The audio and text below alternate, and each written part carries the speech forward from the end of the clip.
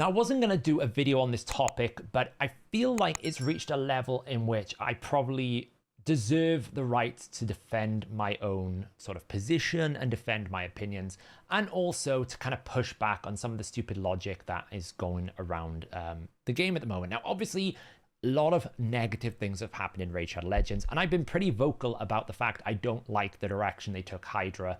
And I think whenever there is a lot of negativity, people are looking to, put the blame on someone so that they feel a bit better, right? They're frustrated, they're angry, they're annoyed. I get it. You want somewhere to put that blame, and the people that, unfortunately are visible are content creators from time to time. So unfortunately, sometimes as content creators, we will get the brunt of this. I totally accept that as part of the job, effectively, that, I accept that people will go on a YouTube comment and blame me for things that are out of context, not true. And most of the time I have no problem with this. Like, I express my opinion, other people express their opinions. As long as it's respectful and meaningful and productive, I don't really have a problem that someone says to me, hey, I don't like your opinions on Raid Shadow Legends. I don't watch your content because I don't like your takes. Fine. It's not a problem. It's a free country. It's a free world. That being said, it's got to a point lately where it's now becoming a little bit targeted and a little bit taken out of context, and I'm just not happy with it. I've seen a couple of videos thrown around and a couple of takes that, I'm solely responsible for the negative things we've had in Hydra. I'm like, you can take one thing that I suggested and ignore the 13 other things that I've suggested. Like, it doesn't really work, right? A lot of the problems that we're seeing in Hydra right now is nothing to do with anything that I've ever said. I never once advocated for a limited amount of damage to a head before it comes back. I never once advocated for consumption counters basically increasing the amount you need to destroy. I never advocated for any of those changes. Didn't even advocate for 1,000 term limit, I should add. I made one suggestion, which was to make Serpent's Will be 100%. And the suggestion was basically to stop Trunder one-shot and everything because they wouldn't nerf Trunder. My actual original suggestion was to just fix Trunder. That was my original suggestion. It was made like a year and a half ago, but it didn't happen. Anyway, I will go into detail in a minute on those specific things to justify why it's being taken out of context. But I do want to highlight as well, I've seen another video that Wizard D, I think his gamer tag is, has made, basically calling out Ash for making YouTube videos that are shard pull videos. I'll be honest, find me a raid content creator that hasn't done a shard pulling video.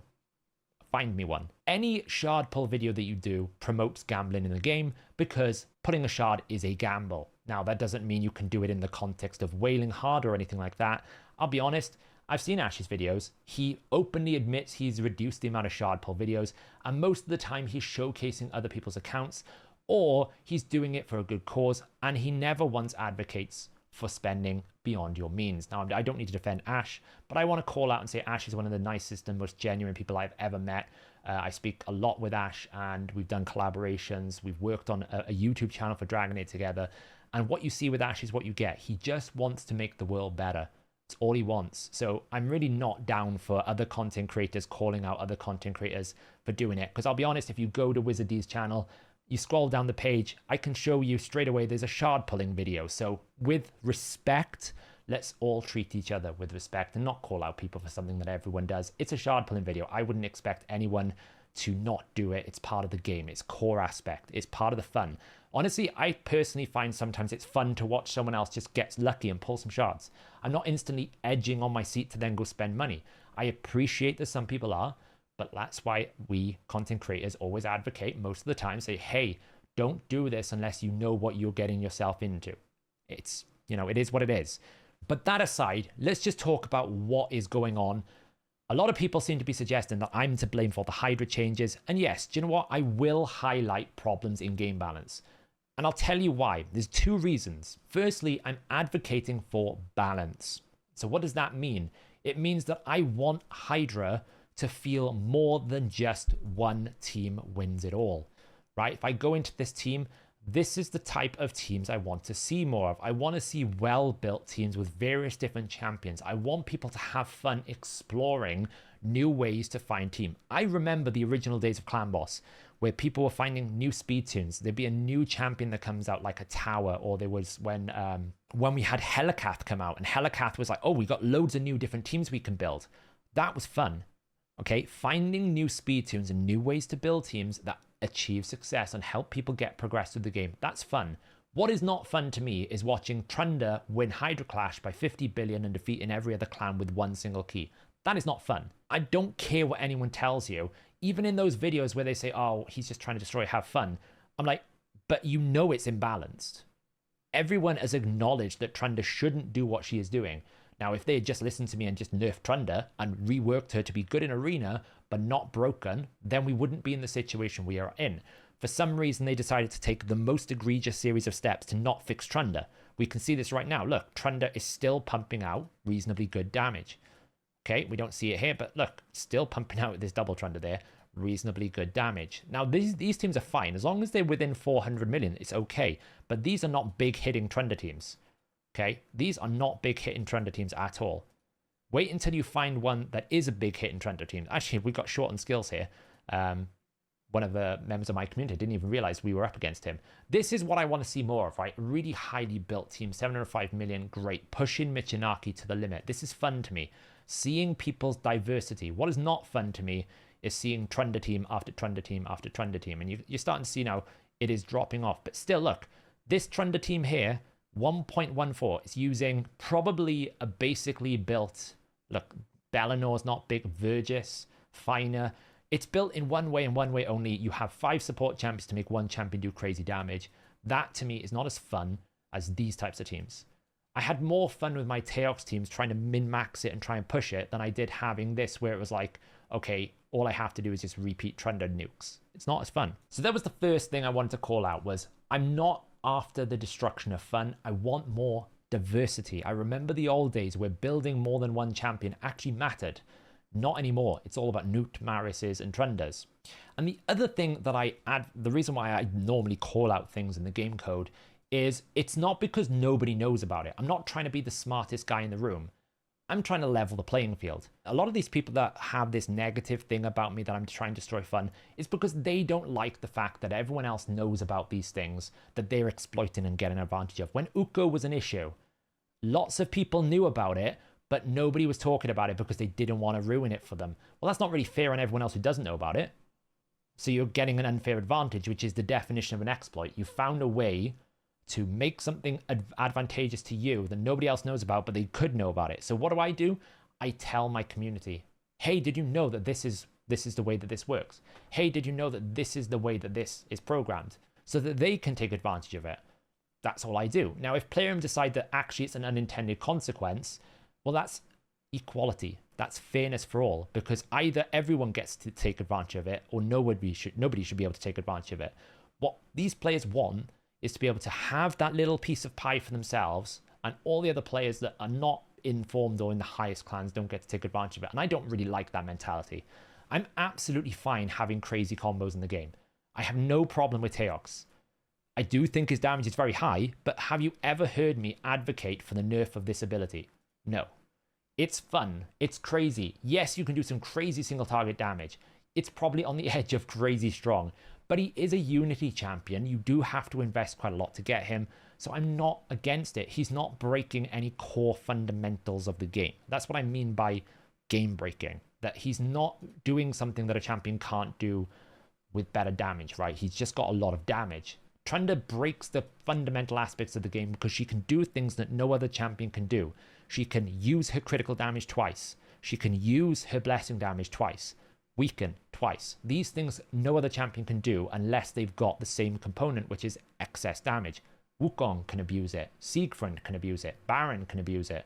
But only one champion does it without killing a head, and that is Trunder. That's what I don't like. It's because they are being able to circumnavigate other champions. It's not as fun then. But a lot of the times I will reveal information that is relevant to every player so that everyone has a free kind of go at it. And you know what? If I get hate for that, I don't care. That is the way I'm looking at this. If my exposing of the way that the game code works means that players are not unfairly put on a different footing, then so be it. I'll take all the hate in the world. But I do feel like it's a bit targeted at the moment. I'm not sensitive, I'll be honest. I tried to reason with some people. They weren't getting it. I accepted and respected the position. When I realized they were just trying to do it to troll and be a bit difficult, I just moved on. I've got bigger things to deal with. I'm trying to get back into making more champion guides, making more videos. I've been super busy with both Godforge, with both hellhades.com, and a bunch of different things. I'm now trying to get back into doing some new content. I'm hoping the new Chimera boss is going to spark a little bit of new stuff to build, because it has been a bit difficult. I'm not really enjoying Curse City. I've kind of beaten it. I've got Carnage. There is not really an awful lot of motivation to push super hard. Siege has been one that I've been working with, but it's a lot of clan management, and it's getting there, but to lead a clan, it's a lot of hard work. And Doom Tower is done. So the only real area to push for my level of account has been Hydra, and I've been having a lot of fun doing it lately. You'll check my live streams. We've been building new teams. We've been building Teox. We've been building lots of different variations. I do begrudgingly run a Trunda team. I was hoping I would never have to run it again, but it's still the best team, unfortunately. You know, a lot of people say, well, if you don't like it, why do you run it? I'm a clan leader. I have a responsibility to try and make sure that my clan has the best opportunity to win. You know, it's like basically saying, hey, if you had the opportunity to drive a Ferrari car over something like a Fiat 500, you wouldn't opt to not drive the Ferrari car if that was going to win you the race for your team, to make you rich for your family, right? You know what I mean? It's obvious I'm not going to not do it if I have the opportunity to do it, because I see it as a responsibility as a leader of my clan. So I'm hoping with the new clan boss, we don't know what it'll be like. It could be a pretty disastrous. The first head looks okay so far. It looks pretty meaningful. I can see some counterplay to it. I'm waiting to see what the rest of the forms are. I still think it's going to be 6 heads, like 6 skill sets we're going to have to deal with. It's going to be fun, challenging, but I'm looking forward to it. So I just wanted to make a video kind of, I don't really want to defend myself, because I don't really need to feel like I need to defend myself, but it's just to kind of call out some of this negative hate. There's enough negativity going on in Raid Shadow Legends right now. We don't need to start it amongst ourselves. If you want to make the game better, direct your feedback at Playroom. Tell them how much you dislike it. That is why the moment they announced the Hydra changes, the first video I did, what I said was, this ain't it. Yes, I suggested change the Serpent's Will, but I also suggested increasing the suffering consumption so that it doesn't have a 2-turn lower limit, it's 3. So when the Suffering Head consumes you, it doesn't instantly take a turn and consume your champion. You have at least 1 turn. Make it 6 to 3, not 5 to 2. That was included in my suggestions. Also going and rebalancing 5 to 10 champions and adding more block buffs and Veil. Or alternatively adding another way to deal with the Torment Head that doesn't just rely on Veil. Perfect Veil even. That was my suggestion as well. It was also suggested that when the Serpent's Will is up, the enemy's heads can't receive buffs. So you can't have this really bad RNG where a head respawns, Serpent's Will is on, instantly gets Poison Cloud, and you can't do anything about it. That was on my suggestion list. Carve away at some of this extreme, egregious RNG that we have to deal with in Hydra to make the game mode more playable, more fun, to give you more flexibility and freedom. Because half the time now, you just don't have any. I never once suggested that you had a finite amount. I actually hate the concept that the exposed necks respawn the way they do. Because what it has done, it has converted Hydra into a numbers game. It is now essentially how much damage can I do to get to 10 million? Every amount of damage is finite. You're not playing the game of how much more damage can I push anymore. You're playing the game of what's the minimum I need to get 10 million so that I can get the head exposed neck and then I get another head back. It's nowhere near what I would suggest. I would think it's a terrible idea. And I would add that loads of other ideas went into Playroom at the same time. It wasn't just me. I submitted a bunch of different ideas through the moderators. The moderators compiled a massive checklist. You had people suggesting things like, hey, why don't you just set limits for how much damage you can do? That was other suggestions. I didn't make that because I felt like it defeated the game mode of Clash. You want people to push. We just want teams to be a bit more comparable.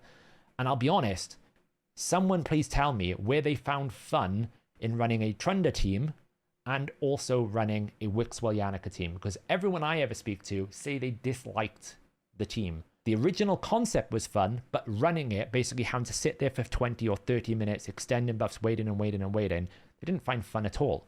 So this concept that I destroyed people's fun is taken out of context, because what I'm trying to say is they looked at one negative thing that I said, which was directly targeted at stopping Trunda killing heads when they respawned, which meant that she could fundamentally ignore game mechanics, and ignored all of the other raft of improvements that I suggested to balance it out to make the game mode experience, then introduced more egregious changes, and then nerfed it again. I would never have recommended those changes. Not in any world would I have thought that was fun. So let's put it a bit of context in this. Let's get back to trying to like think positively and have fun with different games.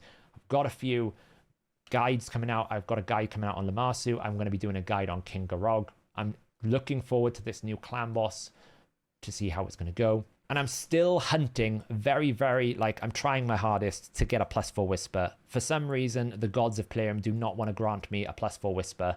And then I'm going to build the world's most powerful Whisper. We're going to reform the Church of Whisper. She's been on a bit of a hiatus lately because I just can't get my +4 Whisper, which is really kind of annoying me. I went in for the ×15 and I went in for a couple of other ones. I just cannot get a Whisper to come out of the Void Shards. So I'm going back in for a Whisper. Maybe one day she'll appear in prisms that actually I can maybe not wail on, which I really don't like to anymore. I don't spend any more money other than the odd prism event. And I will hopefully this week, I think, be doing a full optimizer series as well to basically go through how to best use the optimizer. I think it's due. We've got a lot of new features and systems in there that haven't had an updated video in a while. So I'll do a full video tutorial on how best to use the optimizer, going through all the remote tools, all the mobile optimizer tools, and that will become a video series on the channel as well. So there you go, guys. A bit of a weird video. I know we didn't really show much gameplay here, and I know I talked a lot, but I just wanted to put it out there that I'm not enjoying the direction that some of this content is going in. We're calling out people for silly things when we should be directing our focus on trying to fix the things that have been changed. We want Hydra to be better. We didn't want all these changes that have been put upon us. It didn't really solve any problems because Trunda is still the #1 team. So in all honesty, I think I've already said this, just revert a bunch of the changes. Like, I don't think half of them have worked. It doesn't need a month of testing to realize that it's just not working, and just pulling back one serpent's head, it's not really going to solve the problem, right? That's kind of like, I don't know, sticking a plaster on a leaky pipe here. Like, that's not really what we're after. We're after wholesale changes to the core problem. And do you know what? If that means that you have to just nerf Trunda, fine, give us a refund token. Nobody would begrudge it. Nobody's going to think that the game is unspendable on just because you gave one refund token for Trunda or one refund token for Wixwell. Nobody's going to complain. The biggest complaint is they invested in the champion and then you nerfed it and then you won't refund it and then you nerfed it again. That's the problem. If that's the case, just do it. You will buy more grace. Anyway, I'm not going to talk any longer, guys. Let's spread a bit of positivity. Shout out to my boy Ash, who is always a beacon of positivity and always brightens my day when I see his videos. So big shout out to him. I'll catch you guys in the next video.